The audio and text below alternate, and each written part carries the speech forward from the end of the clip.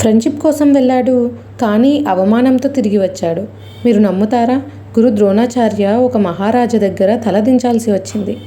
Hello little stars, welcome to చిన్న కథలు. ఇవాల్టి కథ. ద్రోణాచార్య అండ్ ద్రుపద చిన్నప్పుడు ఒకే ఆశ్రమంలో చదువుకున్న స్నేహితులు. నేను రాజు అయ్యాక నా రాజ్యంలో సగం అంటే హాఫ్ నీకు ఇస్తాను అని ద్రుపద అప్పుడు ప్రామిస్ చేశారు. ఇయర్స్ పాస్ అయ్యాయి. ద్రోణాచార్య పెద్దవాడయ్యారు. తన కొడుకు అశ్వత్థామకి పాలు అంటే మిల్క్ కొనడానికి కూడా డబ్బులు లేని స్థితి. అప్పుడు తన స్నేహితుడు ద్రుపద గుర్తొచ్చాడు. స్నేహితుడు కదా, హెల్ప్ చేస్తాడు అని నమ్మకంతో ద్రుపద ప్యాలెస్కి వెళ్ళారు ద్రోణాచార్య. కానీ ద్రుపద ఇప్పుడు పాంచాల మహారాజా. ఈగో వల్ల తన పాత స్నేహితుడిని గుర్తుపట్టలేదు.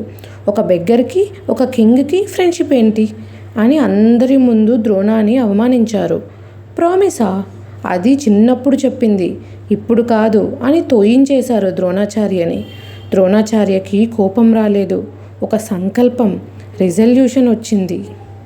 ఇవాల్టి కథ నీతి ఏంటి అంటే, వెల్త్ అండ్ పవర్ రావచ్చు, కానీ ఈగో వల్ల ఫ్రెండ్స్ని ఇన్సల్ట్ చేస్తే అదే మన పతనానికి అంటే ఫాల్కి మొదలు.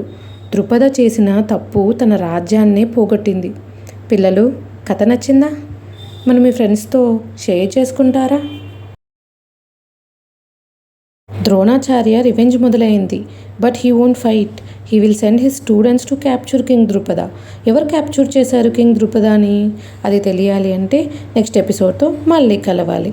Until then bye bye. Follow చిన్న కథలు.